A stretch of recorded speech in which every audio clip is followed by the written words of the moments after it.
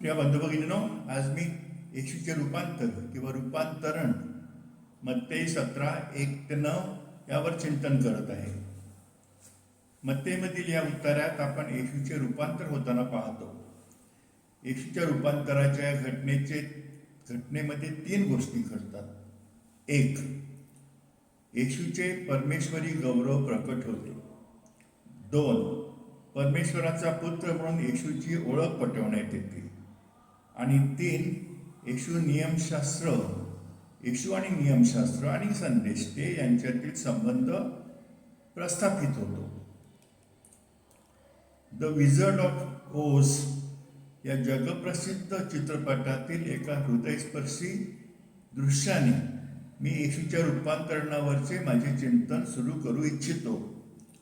The विझर्ड of ओज ह्या जगप्रसिद्ध चित्रपटात एक दृश्य आहे ज्यामध्ये डोरोथी, स्केअरक्रो, टीन मॅन आणि सिंह खऱ्या जादूगाराला भेटतात.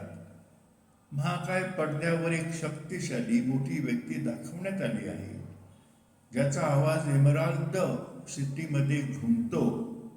तथापि टोटो पडदा मागे घेतो आणि सर्वांना आढळते की तो जादूगार एक फक्त माणूस आहे. हे सर्व शोबीज, दिवे आणि प्रवर्धन आहे. जेव्हा पडदा मागे ओढला जातो तेव्हा तो दिसतो. आजच्या आपल्या मजकुरात पडदा मागे ओढला जातो आणि कोणीतरी तो कोण आहे हे देखील पाहिले जाते. तथापि ओजच्या जादूगारासारखे हे नाही, तर ही व्यक्ती फक्त एका माणसापेक्षा खूप जास्त आहे. पेत्र, याकब आणि योहान यांच्यासमोर येशूचे रूपांतर झाले आणि त्याचा चेहरा सूर्यासारखा चमकला आणि त्याचे कपडे चमकदार पांढरे झाले. अचानक त्यांना मोशे आणि एलिया दिसले, ते त्याच्याशी बोलत होते. या तिन्ही प्रेषितांनी येशूसाठी पडदा मागे हटलेला पाहिला आणि त्याच्या वैभवाने आणि सामर्थ्याने ते थक्क झाले. कथेचा ह्या दृश्याचा संदेश, रूपांतराच्या या नेत्रदीपक घटनेमध्ये पेत्र, याकोब आणि योहान यांनी येशू खरोखर कोण होता हे पाहिले आणि त्यांना समजले. आपणही येशूला साक्षीदार होऊन समजून घेतले पाहिजे आणि तो खरोखर कोण आहे हे स्वतः शोधले पाहिजे. शुभवर्तमानाच्या या उतार्यात सांगितलेले येशूचे रूपांतर येशूच्या दृष्टिकोनातून आणि शिष्याच्या दृष्टिकोनातून पाहिले पाहिजे आणि समजून घेतले पाहिजे.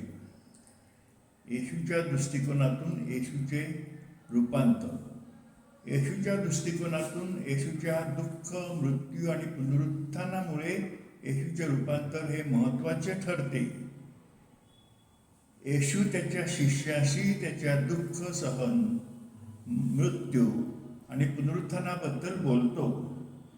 येशूला माहीत होते की त्याच्या स्वर्गीय पित्याने त्याच्यावर सोपवलेल्या कार्यासाठी त्याला दुःख सहन करावे लागेल आणि वधस्तंभावर मरावे लागेल. म्हणूनच त्या काळापासून येशूने त्याच्या शिष्यांना समजावून सांगण्यास सुरुवात केली की त्याला जेरुसलेमला जावे लागेल आणि वडीलधारी, मुख्य याजक आणि नियमशास्त्राचे शिक्षक यांच्याकडून अनेक दुःख सहन करावे लागतील आणि त्याला मारले जावे लागेल आणि तिसऱ्या दिवशी पुन्हा उठवले जावे लागेल. त्यावेळी मानवी व्यक्ती म्हणून तो वधस्तंभावरील दुःख आणि मृत्यूला तोंड देण्यास काळजीत होता आणि घाबरत होता. पण तो सर्व दुःख, अपमान, वधस्तंभावर चढणे आणि शेवटी वधस्तंभावरील मृत्यू स्वीकारण्यास तयार होता. येशूला हे माहीत होते की देह अशक्त आहे. मत्ते 26:41. जरी त्याचा आत्मा दुःख, अपमान, वधस्तंभावर चढवणे आणि शेवटी वधस्तंभावरील मृत्यू सहन करण्यास तयार होता. म्हणून त्याला त्याच्या स्वर्गीय पित्याकडून विशेष कृपा, शक्ती, धैर्य आणि प्रोत्साहन हवे होते, जेणेकरून तो भविष्यात येणाऱ्या गोष्टींना तोंड देऊ शकेल. त्याच्या शरीराचे रूपांतर आणि त्याचे कपडे बदलण्याचा अनुभव हा सांत्वनदायक आणि आश्वासक घटक होता. आणि त्याच्या स्वर्गीय पित्याकडून आलेल्या घोषणेनुसार हा माझा पुत्र आहे, ज्याच्यावर मी प्रेम करतो, त्याच्यावर मी संतुष्ट आहे, त्याचे ऐका. या घोषणेमुळे त्याला विशेष कृपा, शक्ती, धैर्य आणि प्रोत्साहन मिळाले, जे त्याला त्याच्या स्वर्गीय पित्याची इच्छा पूर्ण करण्यासाठी, स्वतःला तयार करण्यासाठी आवश्यक होते. येशूचे रूपांतर शिष्यांच्या दृष्टिकोनातून येशूचे रूपांतर त्याचे महत्त्व प्राप्त करते. कारण रूपांतर अनुभव शिष्यांसाठी एक असाधारण घटना होती, जिथे त्यांनी पाहिले की तो त्यांच्यासमोर रूपांतरित झाला. त्याचा चेहरा सूर्यासारखा झाला आणि त्याचे कपडे प्रकाशासारखे पांढरे झाले. परमेश्वराने येशूला त्याचा पुत्र घोषित केले. तो बोलत असतानाच एका तेजस्वी ढगाने त्यांच्यावर आच्छादन केले आणि ढगातून एक वाणी झाली, हा माझा पुत्र आहे, ज्याच्यावर मी प्रेम करतो, त्याच्यावर मी संतुष्ट आहे, त्याचे ऐका. स्वर्गीय पिता परमेश्वर हा माझा पुत्र आहे, ह्याच्यावर मी प्रेम करतो, त्याच्यावर मी संतुष्ट आहे, त्याचे तुम्ही ऐका. या त्याच्या शब्दांद्वारे खालील गोष्टी करतो. 1. परमेश्वर पिता येशूला खात्री देतो की तो त्याचा प्रिय पुत्र आहे. परमेश्वर पिता येशूला खात्री देतो की तो त्याचा प्रिय पुत्र आहे आणि तो त्याच्यावर संतुष्ट आहे. यामुळे येशूचा त्याच्या स्वर्गीय पित्याची इच्छा पूर्ण करण्याचा दृढ निश्चय बळकट होतो. 2. परमेश्वर पिता येशूवर त्याचे प्रेम व्यक्त करतो. सर्व मानवांना त्यांच्यावर प्रेम करणाऱ्यांकडून अशा आश्वासनाची आणि प्रेमाच्या अभिव्यक्तीची आवश्यकता आहे. येशूला त्याच्या स्वर्गीय पित्याकडून अशा आश्वासनाची आणि प्रेमाच्या अभिव्यक्तीची आवश्यकता होती, जेणेकरून तो वधस्तंभावरील परीक्षा, दुःख सहन आणि मृत्यूला तोंड देऊ शकेल, ज्याचा परिणाम शेवटी पुनरुत्थानावर होईल. 3. परमेश्वर शिष्यांना येशूचे ऐकण्यास सांगतो. हा माझा पुत्र आहे, ज्याच्यावर मी प्रेम करतो, त्याच्यावर मी प्रसन्न आहे, त्याचे ऐका. अशा प्रकारे परमेश्वर शिष्यांना स्पष्ट करतो की त्यांनी येशूचे ऐकले पाहिजे. आपल्या सर्वांसाठी परमेश्वराची हीच आज्ञा आहे की आपण येशूचे ऐकले पाहिजे. येशूचे ऐकणे म्हणजे त्यांनी आपल्याला जे करायला सांगितले आहे ते करणे. येशू आपल्याला काय करायला सांगतो ते आपण कसे ओळखायचे? येशू आपल्याला काय करायला सांगतो ते आपण पुढील गोष्टीवरून जाणून घेऊ शकतो. 1. परमेश्वराचे वचन. जर आपण शुभवर्तमानातील परमेश्वराचे वचन काळजीपूर्वक आणि प्रार्थनापूर्वक वाचले तर आपल्याला नक्कीच कळेल की येशू आपल्याला काय करायला सांगतो. 2. वैयक्तिक प्रार्थना आणि येशूशी संवादाद्वारे. जेव्हा आपण चर्चमध्ये किंवा चॅपलमध्ये पवित्र संस्कारासमोर बसतो तेव्हा आपल्या वैयक्तिक प्रार्थना आणि येशूशी संवादाद्वारे आपण येशू आपल्याला काय करायला सांगतो ते जाणून घेऊ शकतो. 3. पवित्र आत्म्याच्या संदेशाद्वारे. पवित्र आत्मा कधीकधी आपल्याला येशू आपल्याला काय करायला सांगतो याबद्दल संदेश देतो, परंतु आपल्या मनात येणाऱ्या विविध विचारांबद्दल आणि भावनांबद्दल आपण सावधगिरी बाळगली पाहिजे. त्या सर्वच पवित्र आत्म्याकडून येत नाहीत. आपल्याला त्या सर्व भावना आणि विचारांमधून फरक करण्याची आवश्यकता आहे. आपल्या मनातून जाणारे विचार आणि पवित्र आत्म्याकडून आलेला संदेशच स्वीकारणारे विचार यांच्यातला फरक ओळखायला आपण शिकले पाहिजे. जो संदेश स्वार्थासाठी आणि आपली लोभ आणि सांसारिक इच्छा पूर्ण करण्यासाठी निर्देशित आहे, जो संदेश आपल्या शेजाऱ्यांबद्दल प्रेम आणि आदर करण्यासाठी निर्देशित नाही, आणि जो संदेश आपल्याला परमेश्वराची इच्छा पूर्ण करण्यास प्रेरित करत नाही, तो पवित्र आत्म्याकडून असू शकत नाही.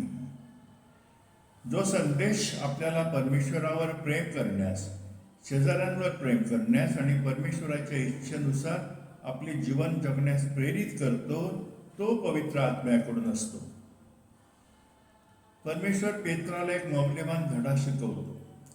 येशूच्या रूपांतराचा आनंददायी अनुभव आणि अनुभूती घेऊन पेत्र डोंगरावर राहू इच्छित होता, परंतु परमेश्वर त्याला थांबवतो. असे करून परमेश्वर आपल्याला हे जाणवू इच्छितो की आपण तो आपल्याला जे करायला सांगतो तेच केले पाहिजे आणि आपल्या स्वतःच्या योजनानुसार सादर कार्य करण्याचा आग्रह धरू नये. परमेश्वराची इच्छा ही आहे की आपण त्याच्याकडून काहीही मागण्यापूर्वी त्याचे ऐकावे. पेत्र बोलतच होता तेव्हा परमेश्वराने त्याला थांबवले आणि येशूच्या ऐकण्यास सांगितले. बऱ्याचदा जेव्हा आपण प्रार्थना करतो तेव्हा आपण बोलत राहतो आणि प्रभूला विविध गोष्टींबद्दल विचारतो.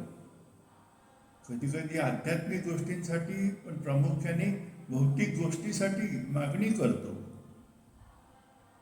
परमेश्वराची इच्छा आहे की आपण बोलण्यापूर्वी आणि काही मागण्यापूर्वी त्याचे ऐकावे, कारण तो आपल्याला काहीतरी सांगू इच्छितो. परंतु त्याच्या ऐकण्याऐवजी आपण परमेश्वराला बोलण्याची संधी न देता स्वतः बोलत राहतो. आपण प्रार्थना करायला जाताना शांत राहून आपल्या अंतःकरणाच्या शांततेत परमेश्वराचा आवाज ऐकण्याचा प्रयत्न केला तर बरे होईल. येशू शिष्यांना घाबरू नका असे सांगतो. जेव्हा शिष्यांनी हे ऐकले तेव्हा ते घाबरून जमिनीवर पडले, पण येशूने येऊन त्यांना स्पर्श केला. उठा, तो म्हणाला, घाबरू नका. जेव्हा त्यांनी वर पाहिले तेव्हा त्यांना येशूशिवाय कोणीही दिसले नाही. येशूची इच्छा ही आहे की आपण घाबरू नये, कारण तो नेहमीच आपल्या सोबत असेल आणि म्हणूनच आपल्याला आपल्या जीवनात घाबरायचं नाही. येशूने म्हटले आहे की मी युगाच्या शेवटापर्यंत नेहमीच तुमच्या सोबत आहे, मत्ते 28:20. म्हणून आपले काय होईल याची आपल्याला काळजी करण्याची गरज नाही.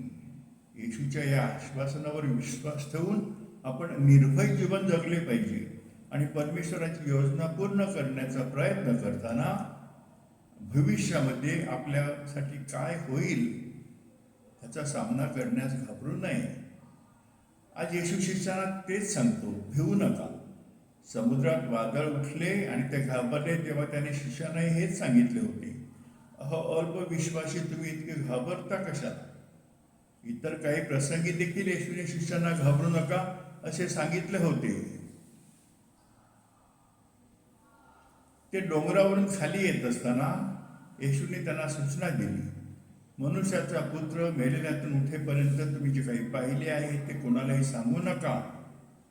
येशूने त्याच्या शिष्यांना सांगितले की तो मृतांमधून उठेपर्यंत त्याच्या रूपांतराचा अनुभवाबद्दल कोणालाही काही सांगू नका, कारण त्याला माहीत होते की शिष्य आणि इतरांना येशू मरेपर्यंत आणि पुनरुत्थान होईपर्यंत रूपांतराचा अर्थ आणि महत्त्व समजणार नाही. आपल्यासाठी रूपांतराचा अर्थ आणि महत्त्व, आज आपल्यासाठी रूपांतर आपल्या मृत्यूनंतर आपल्याला वाट पाहत असलेल्या वैभवाची झलक देते, जर आपण येशूच्या शिकवणीनुसार जीवन जगले असेल तर.